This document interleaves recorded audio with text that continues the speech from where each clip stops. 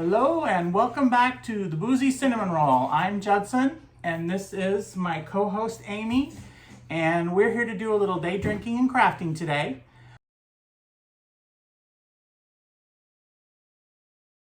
Our producer Matthew is MIA, something about working, having a job, I don't know, whatever. So we are trying this on our new tripod system that was a gift to me from my son Paul for my birthday, because honestly no one in my house wants to spend time videotaping Amy and I doing this stuff. And I feel like the citizens of her house probably would agree. So we're going to start things off by having a cocktail. Today's cocktail is brought to us by the famous Tom Hanks. Is it now? Yes. So apparently he is known for being a non-drinker. Okay. He doesn't partake very often, but at New Year's they were celebrating something, and everyone was having, a little bit of bubbly, and he had a wine glass of Diet Coke, as you do when you're Tom Hanks. Mm-hmm. And the waiter was pouring out the champagne, and so he thought he'd partake, and he asked the waiter to, top off his glass with a little bit of champagne. And he drank it, and he really liked it, and apparently it's called a Diet Cocaine. So okay, we're gonna try the Tom Hanks Diet Cocaine. These are the hurricane glasses from my 32nd birthday. 32nd? Yeah, 32nd. Well, that was just last year, right? Yes. Okay. Just 6 months ago, something like that. With Diet Coke, and then this is a bottle of bubbly. Let's see if I can do this without destroying the house. I'm typically very good at being able to open champagne without breaking things. Or having it fizz everywhere. Oh, look. It pops up, hits the ceiling fan, it ricochets around. Yep. All right. So we're going to top you off with a little bit of bubbly. There were several videos, like right after he went on whatever talk show and told people about this, where people were trying it and posting their reaction videos. And apparently it's not bad. That seems to be the consensus. I don't see how anything with Diet Coke could be bad. But... I will tell you, having tried it, I don't think I can get the cork back in. Tequila and Diet Coke together, not great. And I'm a fan of tequila. That's sort of my thing. All right, cheers.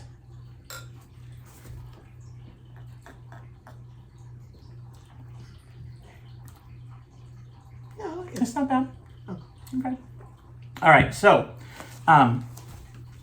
it's the Easter season, so I thought that we would, to celebrate by doing some Easter crafts.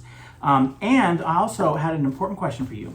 So how do you celebrate, or how do you decorate your tiered tray for the holiday?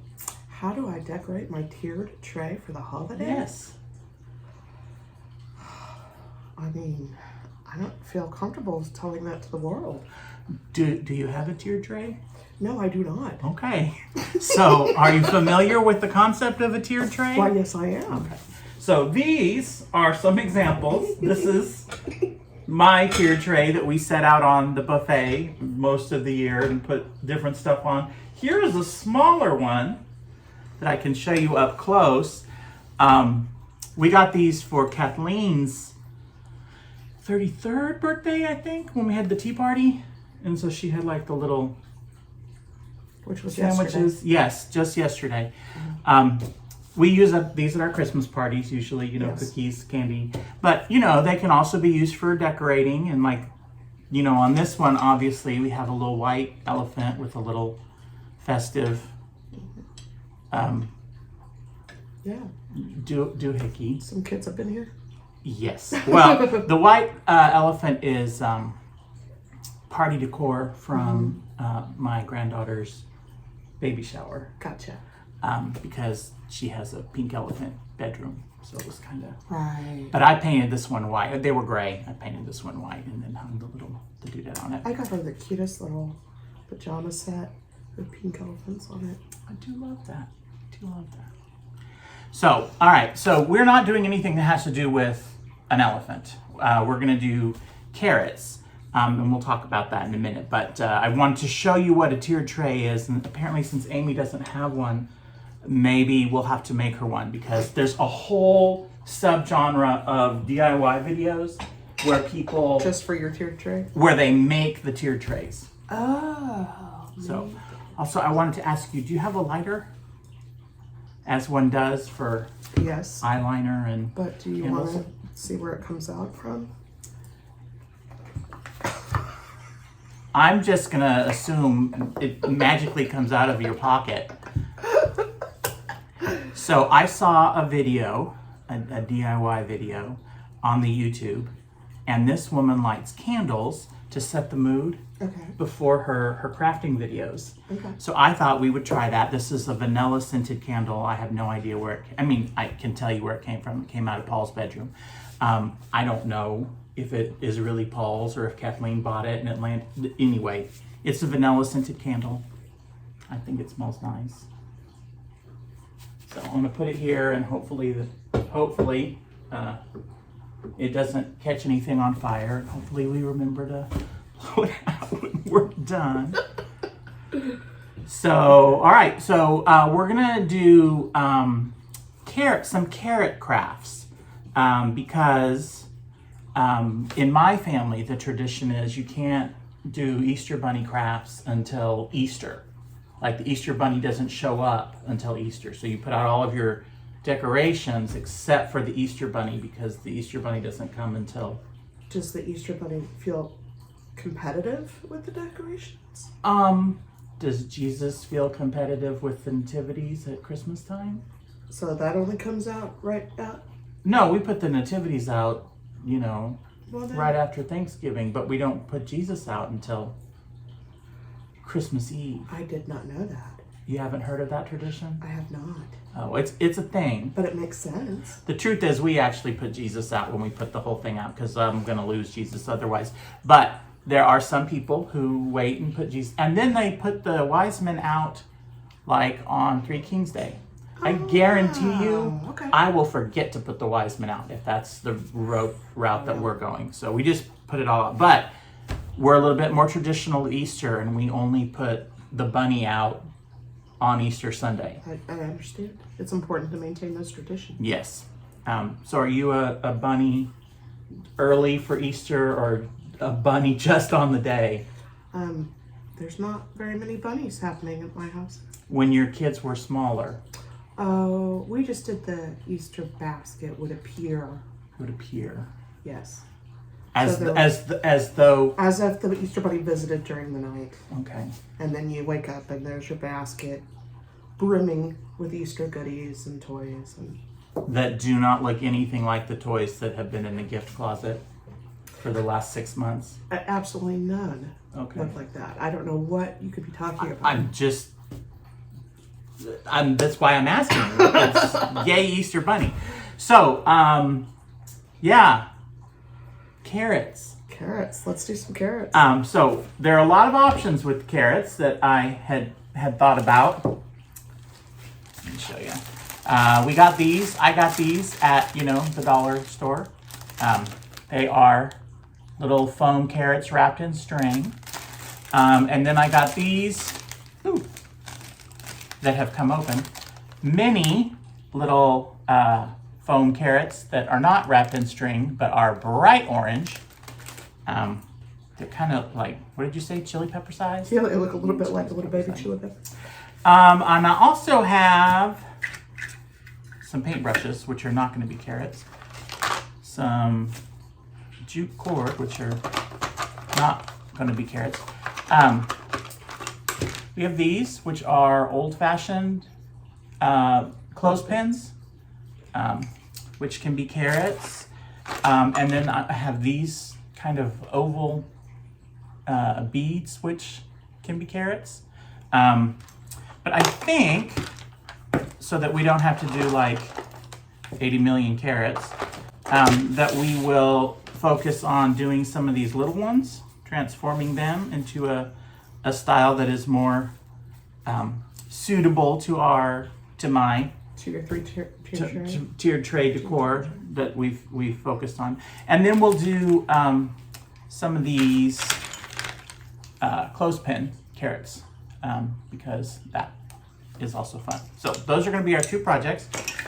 We'll start off with these foam ones. There's nothing wrong with the foam ones if you just want to go, you know, that route and just pop them in your mouth and eat them. No, if you wanted to just, you know, use these. I thought of that too. They feel sort of like a little bucky nut. Yeah. Do not eat these if you're following along at home. But it doesn't really match my Easter decor. Don't know if you noticed, but we have these paper mache Easter eggs from 2020. I don't know why I keep telling this story, but I'm very proud of it. In 2020, Kathleen bought like 20 plastic Easter eggs that, you know, you could hollow, you put the candy in, and I was doing the crafting videos for my Sunday school kids, and so I paper mache covered it in basically it's a torn up order of service from church with glue and water, you know, to kind of for a craft idea. And I did one, I think, or two for the video, and then after the video I proceeded to do the rest of them, all 20 of them. And then, you know, 2020, everyone was at home for Easter, and Kathleen ordered candy for all of the three boys that were living in my home, and in bulk because it was cheaper. And then when it was time to prepare the Easter baskets, I had a giant bag of jelly beans. Jelly beans are not individually wrapped. You need a container to... And we had no eggs. I mean, we had eggs, but they were covered and sealed. And so, like, whatever day it was, I was frantically calling around trying to find if any of the stores had. Nobody did. So I was like, we're going to need some of those gallon-sized Ziploc bags. And I think pretty much that's what the kids got was... My grown sons got, like, a big Ziploc bag of jelly beans tossed in there. They had baskets kind of like this, but bigger. Yeah.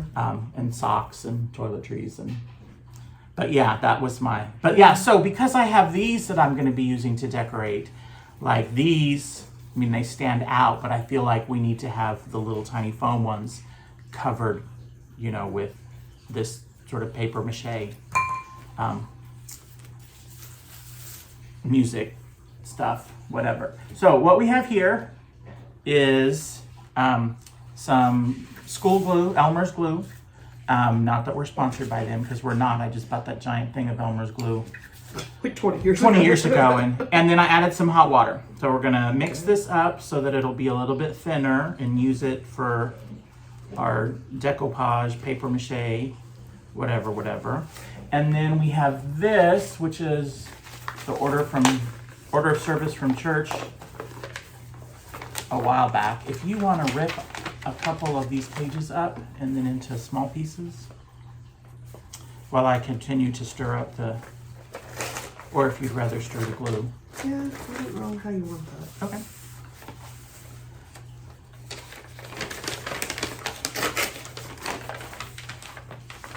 I'll just pretend I'm making gravy. Don't stop stirring. Just keep swimming.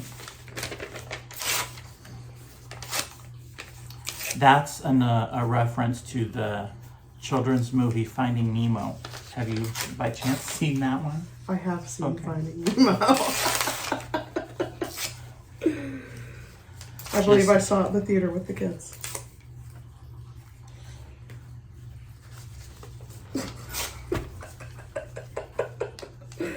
I may or may not have napped. Matthew was we were talking about something the other day, a movie, and I was like, have you seen that movie? And it's like, I don't know. And I'm like, I mean, it seems like it would have been a kid's movie that they showed you, like, you know, on summer. And he's like, there's a good chance I saw the movie, but also slept through the last 40 minutes. Yeah. Like, fair enough, Yeah. fair enough. Both of us. Yeah. We could not make it through a single movie. I did think of you while I was in church today. Not because they preached about... Well, I was going to say, was it because of the hellfire and brimstone, or... No, I was in... Sodom and Gomorrah? No.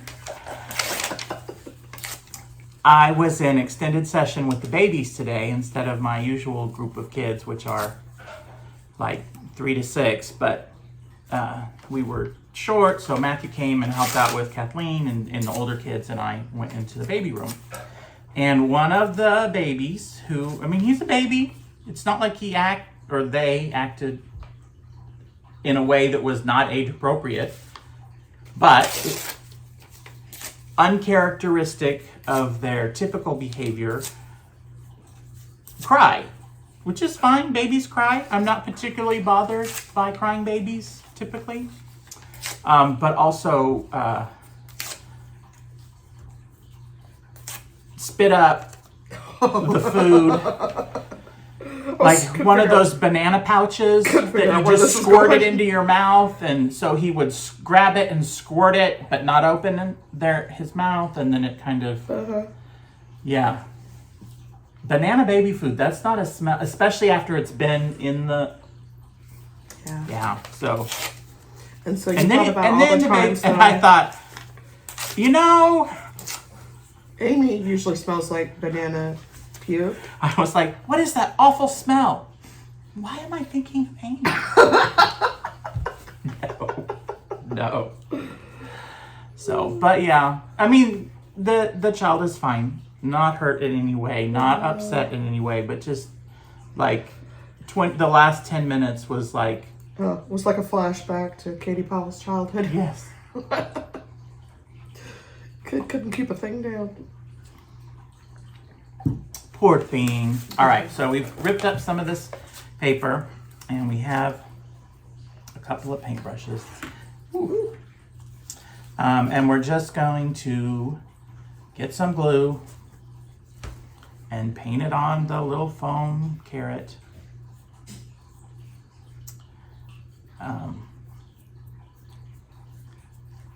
Then you take the little piece of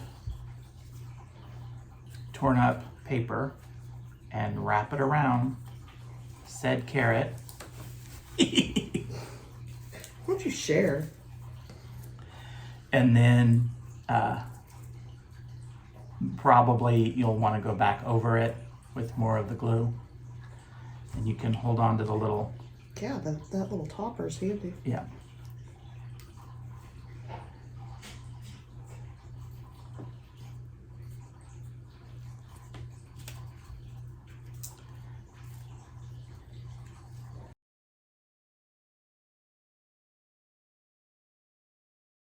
So there is another trend in the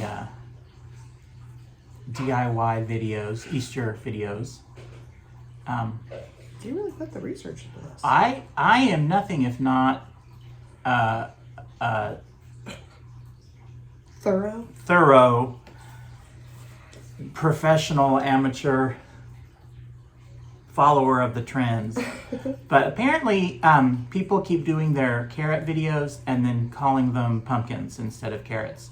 Now, I find this amusing because I can do pumpkin crafts pretty much from the 1st of August through Thanksgiving with no repeats.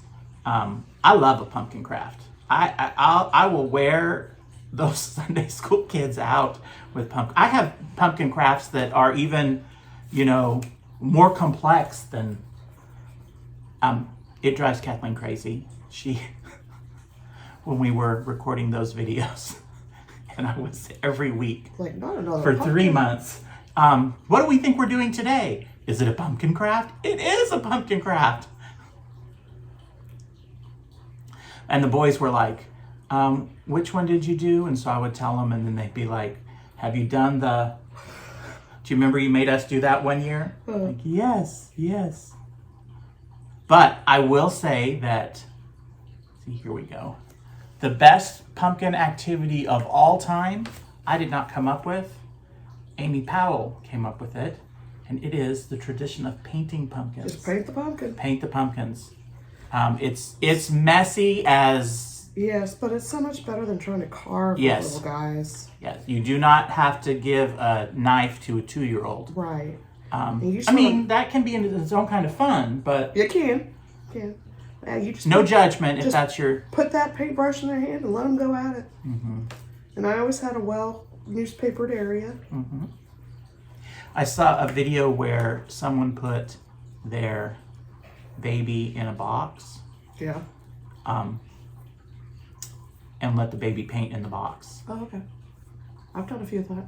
And I was like, that seems really... I don't need a video for that.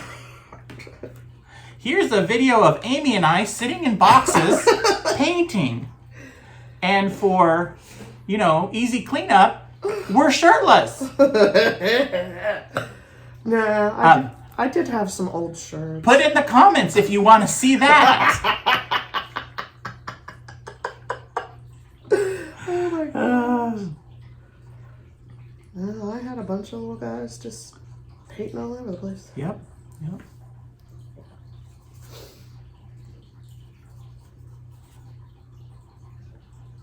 And that's how you get really artistic adults. I think that's true. I would agree with that. I think. Yeah. Just let them go at it. Yeah, confirming that your children are very artistic. You may not know this, but her daughter, Katie Powell, is a famous artist. She sold pot at the state fair. She sold a pot, just one, at the state fair. No, she didn't sell pot at the state fair. She just showed pot. She showed pot. She won an award for the for the best pot at the state fair. She made a pot. Yes. And from clay pottery, she potteried it, and then she showed it at the state fair while she was in high school and won an award because it was spectacular. It was the best pot. It was the best pot at the state fair. And state fair. That's saying a lot. Poor Katie. But no, Katie really is, she went to a fancy art school in Kansas City and graduated, and she's kind of a big deal. She is kind of a big deal. She's had some pieces shown in local galleries. I like the one that she did of, it's a portrait of that little boy that she used to babysit. Oh, yeah. That is a good one. Aiden. Yeah. I told her that I had read an article in Victoria magazine, of all places. Okay. Where someone got married and decided that, check this, instead of hiring a photographer to take photos of their outdoor wedding, they hired a miniature watercolorist to paint miniature watercolors of the guests and the wedding people. Was it Henry VIII's wedding? No. Let's see. I probably read this in the early 200s. Yes. So, I don't know. Was that when Henry VIII was king? It could be. I don't know. Wow. And I thought... That poor artist. No, apparently she just whipped them out. Like a minimum of detail. It was just all about the color. And then I think she went back in with like a fine point black Sharpie and did the fine details. Yeah. I had a lot of thoughts. That's a lot. I guess it's better than getting a caricature artist. For your wedding? Yes, can you imagine? The bride's got a really big nose. I feel like I have a list, or a notebook where I'm writing down random thoughts that I have about like my funeral. Should I someday decide to go? Things that I feel like need to be included. Okay. And you think a caricature artist? I'm thinking I need to put that in there. Yes. Somebody's crying. The tears are really big. When the boys were young, I may have told you this before, but we may have actually talked about this on the other video when we watched You've Got Mail, which you haven't seen. You've Got Mail, Meg Ryan and Tom Hanks. I have seen that. Okay, so she's really upset, and she says, sometimes I miss my mom so much I can't breathe.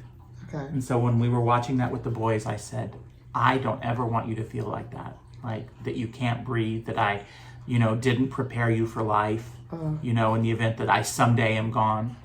And they're like, don't worry. And Paul said he plans to cry so much that he blows snot bubbles out of his nose.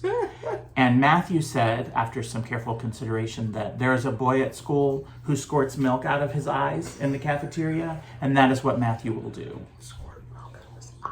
So if my boys are unable to do either of those things at my funeral, I feel like at the very least they need to share that information, that is just wildly inappropriate, but really on brand for me. That's all right. So I've got to. So I need to start working on my eye milk shooting skills. Shooting. Yeah, except that if Matthew's going to do it, I feel like you'll have to come up with something different. I'll just have to set myself on fire. I will say that at one of the memorials for my mom, her friend, Kahalina, who was a fire dancer, did a fire dance. Oh, that's nice. Yeah. I did not go. I mean, I was planning on going.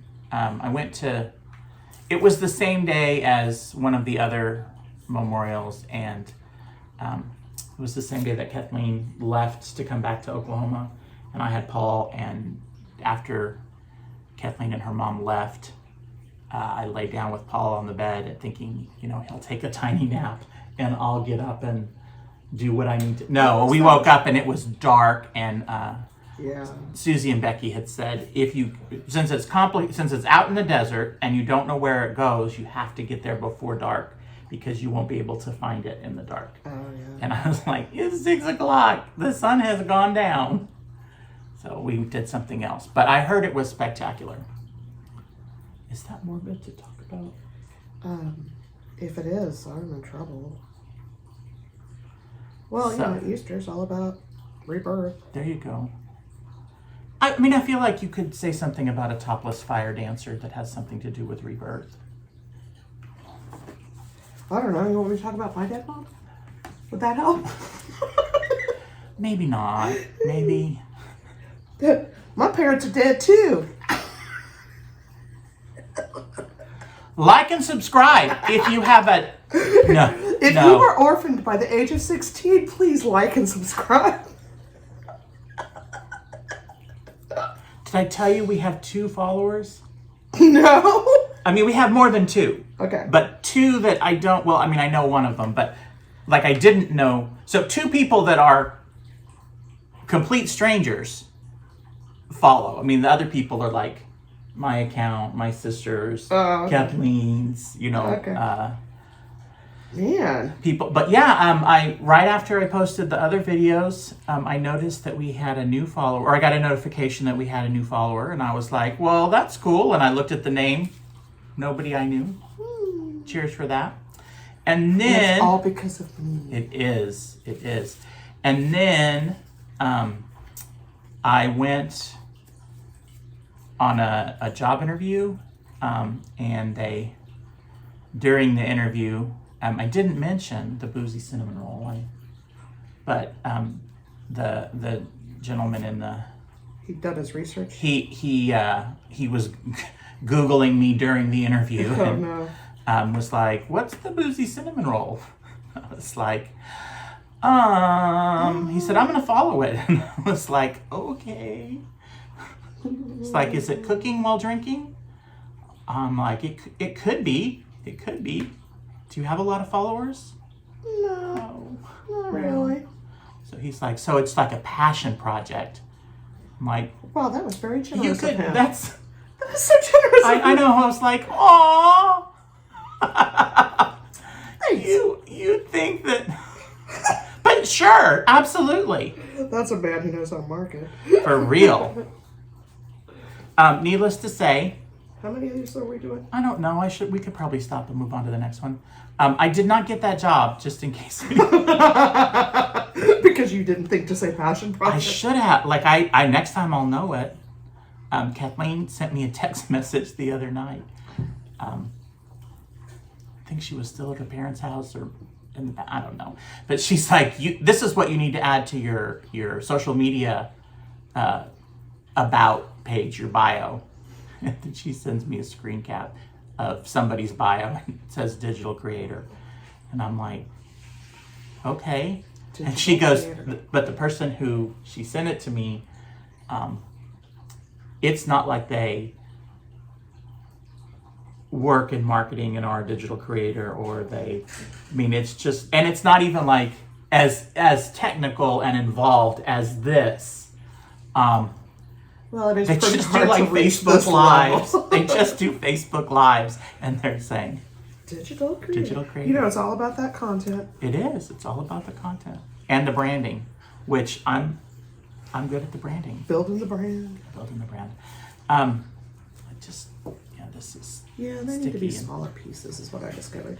yeah, or I tore these into smaller, and that worked a little better. smaller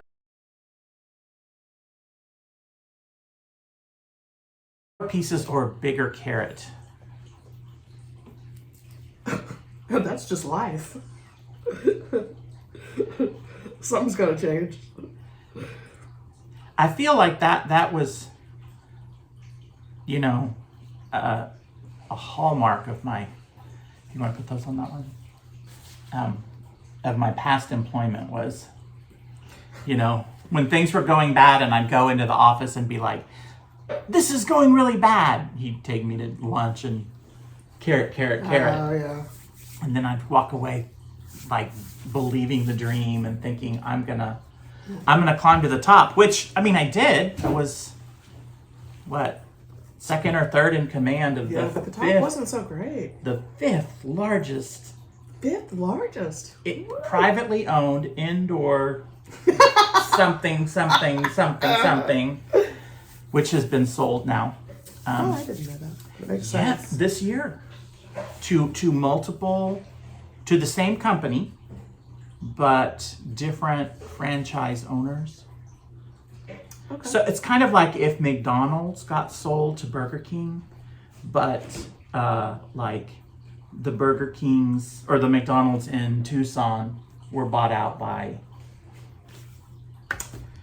Yes, I know. Kid Rock, who owns all of the Yes, Burger Kings. I know what in- you're talking about, because like all of the McDonald's here are owned by the same company. Yes. Which, the company that owns all the McDonald's here, they put up a chunk of money when Matthew was in Pro Start for Matthew to go to, for Really? Matthew's team to go compete in Washington, D.C. That's pretty awesome. I was like, McDonald's? And he's like, I know! Well, it's that particular. Well, I don't know if you want to say their name, but that I feel like they treat their employees fairly well. Yeah. It's McDonald's. Yes, it's still McDonald's. But, They have a lot of employees that have been there for years. yeah. No, I give them credit because, they look at it like they're giving back to the community, and they're in the food business, and, culinary world is also in the food business. So, I certainly appreciated it. And Matthew was like, yes, I have to wear a McDonald's patch on my jacket at the Pro Start where I could potentially, meet like a race famous car people. driver. Right? It It said McDonald's right on his butt. No.